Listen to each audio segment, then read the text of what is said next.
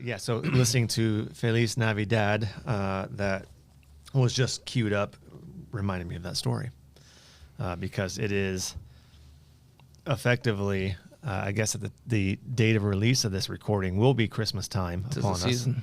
It is just at the date of recording, to timestamp this, just the week prior to Thanksgiving. And this weekend, my boys had a Boy Scout hike, and Sunday morning woke up to some light snow, and then by the time we broke camp, very heavy snow. So I guess it was a way to get into the season. Even if those who have tiny little black hearts because they experienced retail for many years, maybe elicited at least a tiny little smile. Do we have a Grinch sound effect, I wonder? There's got to be one somewhere. 3, 2, 1. No, guess Nothing. not. Still looking. Google. It's silent like the hole in his heart. Pretty much. Oh, well.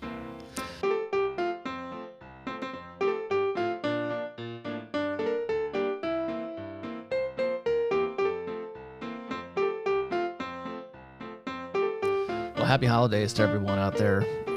Thank you for joining us on this episode of the Industrious podcast. Wherever you're getting your podcast or tuning in on YouTube, we appreciate you joining us today. And again, happy holidays to everyone out there. We wanted to start this episode by getting into a little review, or I should say a in-depth review of 2021.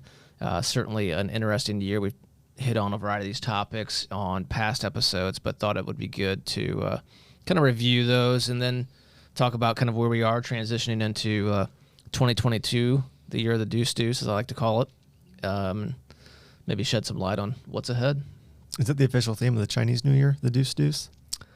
It was either that or, I don't know, the Some year farm of the animal. frog or the rat or Gotcha. goat or something. Yes. I used it Happy Holidays, and immediately my blood pressure went up because I realized I haven't done anything about Christmas and shopping and gift buying and all that fun stuff, and all you hear about is having to do it extra early this year. But the mall is only a fingertip away. Oh, I know, but it's exhausting. I will say, and this is old news because everybody's seen this happen, but like if you haven't done your shopping, get on it because I was in Costco, not this past weekend before, and naturally they have. Was that before or after Home Depot? Before Home Depot, after Bed Bath & Beyond. Gosh, that's so good. There's a movie reference. Anyway, stocked with all kinds of Christmas stuff. And as I'm going through and I'm seeing people pick, TVs and whatever they're buying, you could tell it had this feel of they're buying stuff for the holidays, even though it's at the time, it wasn't even Thanksgiving yet, obviously. But as I looked around and saw a pretty good stock of all this stuff, I thought to myself, okay, if any of those items or things on your list or things that you need to get, you better get it now, because I'm really curious to know, once that inventory is gone, is that it? Will they have anything coming in to replace it? Well, there's more. It's just sitting on a boat somewhere. It's in L.A., Captain Stubing. about a half mile off the coast. Oh, man. All right. Well, I will be that person, probably frantically rolling around in late December trying to round out a shopping list. And that's okay. I thrive under pressure, I guess. All right. So you mentioned year in review. It's kind of weird to review 2021 because I feel like it's still January of 2021. They say time flies, and they say the older you get, the faster the years go. I don't think a year has ever gone faster than this one. I think obviously in light of all the craziness going on nationally and globally, it was exciting is the way to put it. And that's not always good. It was interesting because you can define that a lot of different ways. It was exhausting. Yeah. I'm exhausted. If I had to sum up 2021 in one word, I'd probably say insomnia, because now I get it. I've never suffered from sleep issues, and the last few months I have barely slept because I just can't. It's been a very strange year, and I think what's not helped is 2020 was obviously the depth of COVID the first half of 2020, really March through end of June, was the shutdown where everything stopped. It seemed like, and you just had a lot of time to think.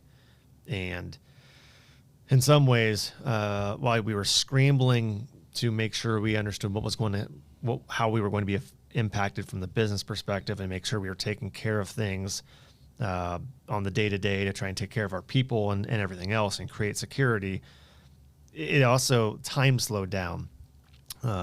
And then you hit July of 20 and into the third quarter and into the fourth quarter of 20, and steam was really, really picking up. And then we rolled into 2021. It's like there was no new year. There was no break. So I feel like 2021, even as fast as it's been, it's almost been like 18 months in a calendar year, if that makes any sense. And the theme hasn't changed. I would say supply chain would be the biggest 2021 year in review. Yeah, I was writing that down. I was like, as I did so, I was thinking to myself, okay, this is the same. I feel like we're on repeat. We've been saying it for months, and sadly, most of the articles we've been reading are continuing with that trend, quite possibly through all of 2022. But I guess to that point, it's the supply constraints, which I think we've been relatively lucky in terms. I mean, I don't know too many instances where we have to have this product and absolutely didn't have it. There have been a few situations where we've been limited, or a few situations where we can't get as much as we really wanted initially, or it's going to take longer. The freight issues are crazy, and we were just talking about another example of that, an unrelated field, but yet Christmas wreaths of all things, and the freight issues, getting those in. And then, of course, cost pressures.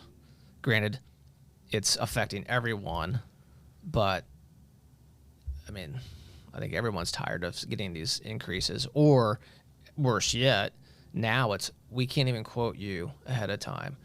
When you want to place your order, then we'll quote you for the product, which is kind of mind-boggling to think about. Yeah,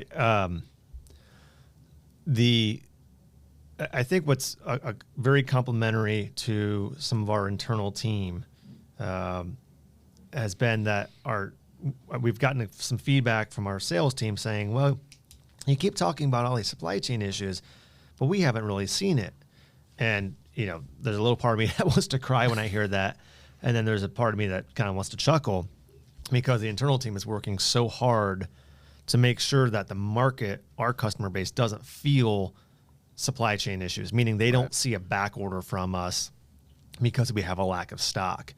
And, it's been an incredible challenge. Some of our internal team have been working tirelessly to manage our own inventory, to manage our relationship with our vendors and suppliers, to make sure that the market's not feeling it. And we know the market's not feeling it from us. I mean, there are some exceptions. So let me qualify that a little bit. But if our sales team isn't seeing it, that tells us something, which is huge. And I relate supply chain in 21 to COVID in 2020 and all the way through today. Remember in March, God, were we so naive? In March of 2020, when they said 2 weeks to stop the curve or whatever it is, the 2 weeks turned into 2 months, has turned into what is essentially a second year. And that was the supply chain. It was, okay, this time last year, we started feeling some supply pressures, and then it was, well, Q1, it's going to improve. And then it was, okay, Q3 of 21, it will improve. And now everyone's saying mid-2022. And it's like, okay, I don't know how much longer we can do this before all of our hair completely turns gray and falls out. But thankfully, we have strong relationships with our suppliers, which is part of the reason why one of the many reasons why people do business with us. And it's, we've been able to work through it. I should be able to weather that storm pretty good if the hair falls out. I noticed you got a new cut, Other than new style. that your winter On my cut? face. Yeah. Nice. Growing on my face and transplant it up top. We're gonna need some super glue. Aisle 3. Yeah. So Well, yeah, to that point, kudos to our operations team, Les, Ben, and everyone on that team. Good job with. I know you guys have had a long year. Good job keeping things moving and in supply. Certainly, we've had a few hiccups along the road, but I think they've been, comparatively speaking, relatively minimal, which is good. yeah, So hopefully definitely. that continues. And the communication from the branch ops supervisors and their teams back through the purchasing channel has been huge, and the patience exhibited by everyone has been necessary. Yeah. And appreciated for sure. And you mentioned price increases. It's interesting because in the news today, and you got to be very careful about where you get your news and making sure you find a trustworthy source of news, because there's news and then there's agenda. And I'm not going to get into politics of it because I don't really want to. But people talk about the word inflation, and it's real right now. We're seeing it in pricing across the board. In building materials and raw materials and consumer goods, Fuel. on Main Street, exactly. And yeah, I don't. Again, this is not a political statement or even a policy statement, but if you look at it from our perspective and what we're seeing into 2022 and expecting prices to continue to rise, and likely will impact us and unfortunately impact our customer base, it's because people are so darn busy. Mm-hmm. It's not like there's a softening in business activity with prices going up. It's just simply supply and demand, and things are going bananas. And you just kind of have to wonder, where's that tipping point? So that, it hasn't hit in 21. What will that first 6 months of 22 look like? And will we hit that breaking point where people say, maybe I'll sit this one out and wait a while? Personally, you mentioned people buying like TVs and other products at Costco on your husband of the year weekend. I've been wanting to buy a new grill for like a year now. The one I've got is about 15 years old. It's seen its life. It's got more rust on it than it does actual, metal. And the one I want says out of stock, will ship in 3 months. I'm like, okay, well, Do you actually believe 3 months? I don't know, but I can live with it because I don't do that much grilling in the winter. I'm not Right. one of those like nutso goes out in 10-degree weather and tries to warm up a grill and cook stuff. But more so, I'm like, am I paying way too much for a grill because their prices? Like, what if I wait a year? Will prices come down at all because materials may get better? Probably not, but just kind of wondering what that's going to look like. Yeah, I can't answer that. One would like to think so, but then again, I doubt it. You don't know? No, Why not? I don't know. Okay. My magic 8 ball wasn't tuned into that. It is decidedly so. Yeah. So on a little bit brighter note, with as busy as we've been, we've added new faces to the team, but conversely, we still have more spots to fill, and the employment market has also been a challenge, to say the least. Yeah, I was talking to a couple of peers who either own or manage or work for service-related businesses. So they don't feel the supply chain we do in terms of trying to buy in raw materials, buy in packaging materials, and convert into finished goods. But their number one supply is human capital, people.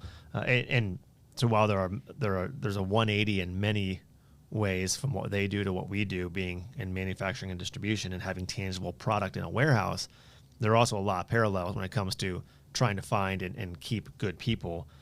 And yeah, you certainly hit a point there of, yes, we've added some really good people, and yes, we still have a lot of openings.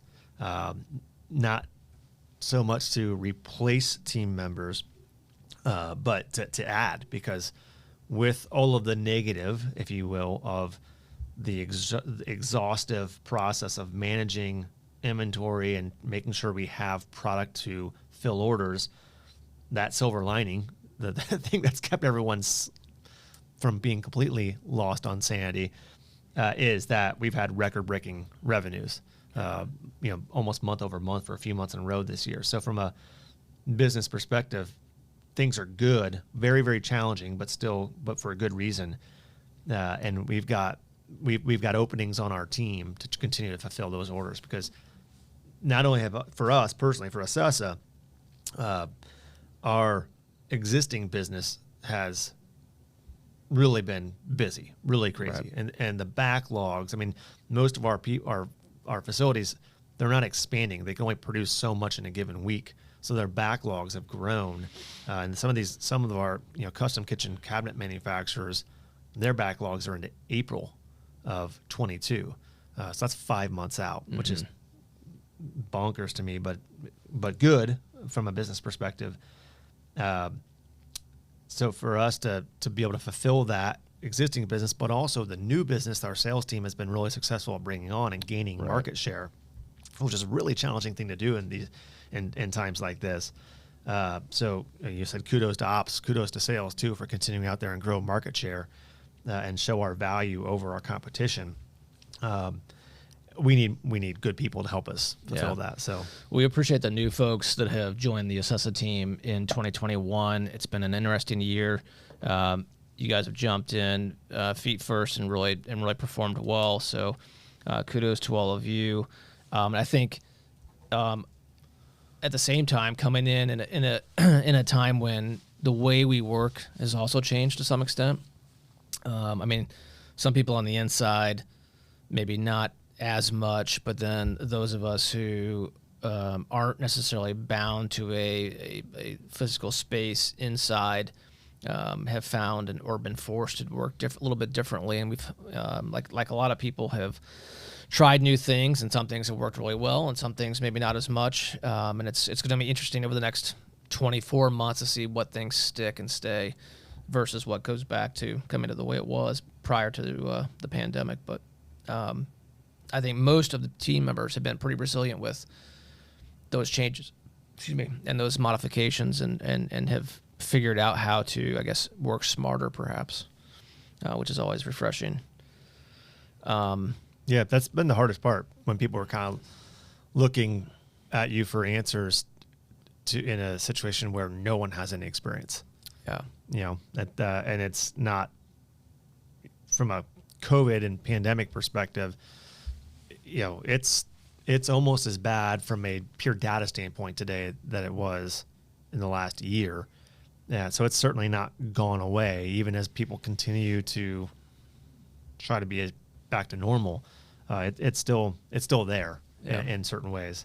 So it's, a little bit grasping in the dark. Yeah, we'd like to thank our technology partners as well. I know our technology spend this year has gone up considerably, whether it's trying to find laptops or monitors or just different mobile devices to allow people to work in a different fashion and be as efficient as possible.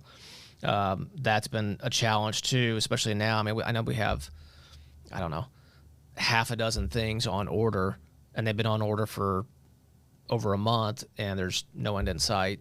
A few things we've gotten in, but they don't do anything until we have the other half of the unit. So that's been a challenge as well. But we're happy to be in the position that we can do that to allow our folks to be as successful as they can be. And so I'm anxious to get the rest of those items in and get rolling down that path.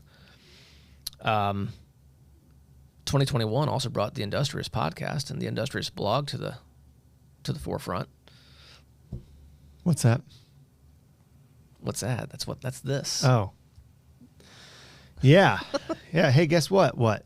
We need you to show up at 9:00. Why? We're doing a podcast. All right. Looking at you, he secretly Tara. loves it. He secretly loves it. I swear. Uh-huh. Totally.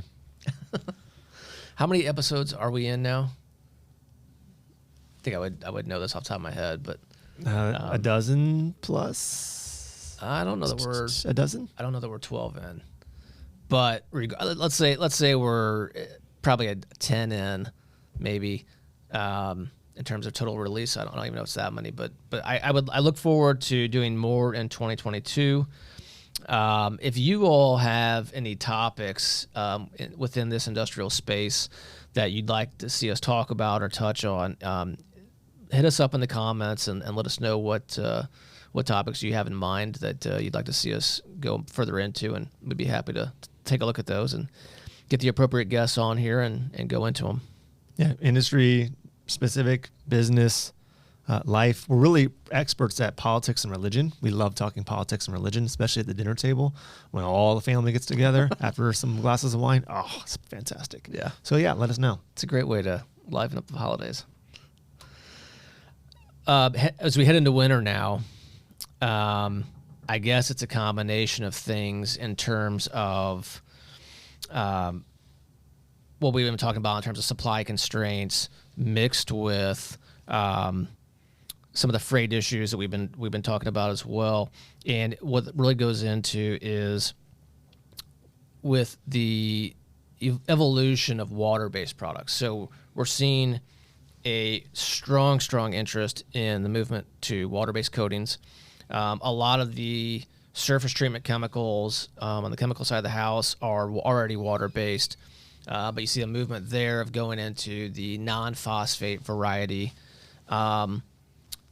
But either way, as we move into winter, one of the challenges, of course, now is managing supply constraints with the obvious, which is the temperature.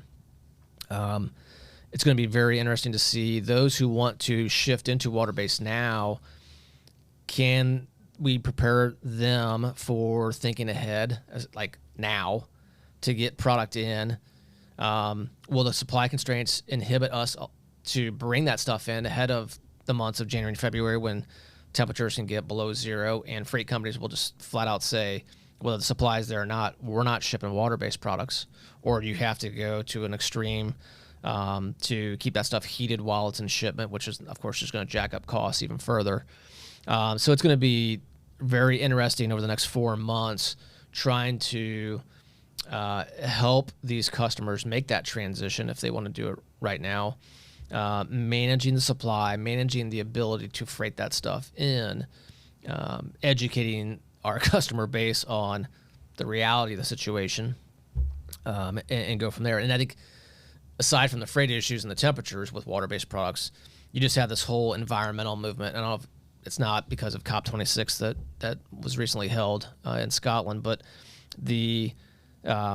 just the overall movement of moving into more environmentally friendly type products is really starting to happen. I mean, we've been talking about it for who knows how many years now, but when customers, especially here in the Midwest, start approaching us and asking us about, okay, I'm not just kicking tires, I'm now ready to start that transition process. What does that look like? I don't want to go maybe 100% on day one, but let's phase it in. Help me phase this in. That's happening now. Yeah, I don't think people sometimes realize just how cold the North Atlantic is in the months of January and February. I actually do. I worked on I was a boom operator for the MSC Hercules 1 year. It's cold and water freezes. So that is our challenge today, is filling the interest level, the very much growing interest level of water with managing a inventory or a stock of something that's emerging and saying, okay, do you want it? You need to get it on order now, or else it won't be till March or April because of the inability to freight it reliably or cost effectively. Because to have a heated container coming overseas from one of our suppliers in particular, in this case would be ICA out of Italy, which makes fantastic water-based waterborne urethanes. That is a very expensive endeavor.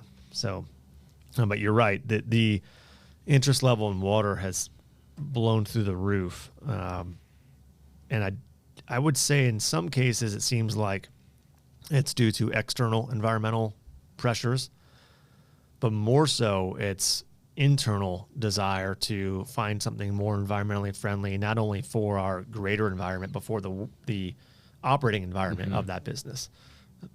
And we've got two fantastic suppliers for wood coatings, waterborne products, but also suppliers on the general industrial metal coating side as well. So we're well positioned.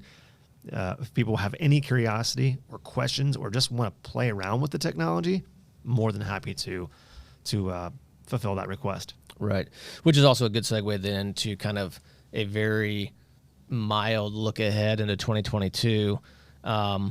We have some new products on the horizon that we'll be launching between now and the next, let's say, the end of the first quarter of 22. Most of those, well, not all water-based, some are actually still solvent-based, but all kind of lean in that direction of improving environmentals for markets where we currently supply products to. So very much looking forward to doing or launching those and seeing those have success in the marketplace. But I also feel like, I mean, a lot of the stuff we talked about has maybe a little bit of a negative spin to it to some extent, but I feel like we have a lot of momentum also going into 22. A little concerning of whether we can deliver on all the momentum, but we have a lot of momentum nonetheless going into the new year, which I know I'm excited about. Most of the other team is excited about for those that know what's going on, and pretty much looking forward to seeing how this all shakes out. Yes, I think it's fair to say that the stress and anxiety that I felt all year is magnified right now. In looking at the operating budget for the companies, and saying, okay, so the cost of materials is going up, and we're just trying to keep up with that. By materials, I mean raw material, finished good, containers, cans, pails, boxes, anything and everything is going up. And in some cases, it's, as you mentioned, going up by the order. Then you've got the cost of doing business, the cost of having a business. So the infrastructure items like insurance, and I don't mean just medical insurance, which is going through the roof. But also liability insurance, property insurance, things that you have to have to run a business, payroll expenses, wages, everything is going up. And you look at that and say, okay, how do you maintain a healthy enough level of margin and profit to create security for your business, right? Which is necessary to stay in business. How do you do that and manage the increasing costs without and when you've increased revenue to try and cover that additional cost? And you have a challenge trying to increase revenue because you're telling your sales team, go sell, but let's really talk about what we sell, and can we actually, when we bring on new customers, can we fill their orders because of a limited inventory? If anyone has that answer, please ring that bell and let me know. Well, aside from new products, we also have some business development projects that we feel like we've been working on for quite some time, and due to everything going on, they've probably taken longer than we would have liked, but hopefully those will also come to fruition in early 22 or around this transition that we're looking forward to. And if they do, we'll look forward to sharing those with you guys when the time is appropriate. What's your magic 8-ball say for the first part of 2022? Or are you afraid to say? No, I think that the first quarter, at least, of 22 is going to be exactly like the third and fourth quarter of 21. And I would venture to say that unless there's some big global event or national event that has an impact on the economy, I would venture to think that the second quarter of 22 will also be the same. I guess that's, they say they take the good with the bad or the bad with the good. If we're expecting strong revenues to continue and we're expecting trying to chase paint. So, it's going to be really exhausting, but at least it's for, good results. Right. If you all out there want to chime in on how you feel about 2021 or how you are looking ahead to 22, feel free to unload in the comments section. We're here to listen to you, let yourself vent if you need to, or just simply ask and commiserate We're happy to involve those. And again, if you have any ideas for future podcast episodes, leave them there as well, and we will take a look at those and certainly factor that into our planning process. Anything else that on your list that you want to hit up? No, I mean, if you need any advice on like love and relationships, we're here for you. Yeah. I think that's the studio next door. Well, anyway, thank you everyone for tuning in. Happy holidays once again. We appreciate you guys subscribing or listening to this podcast, wherever you get your podcasts, or if you're on YouTube. Make sure you like this episode, subscribe, and hit that notification bell so you can be alerted when the next episode drops. We appreciate it, and be industrious. Later.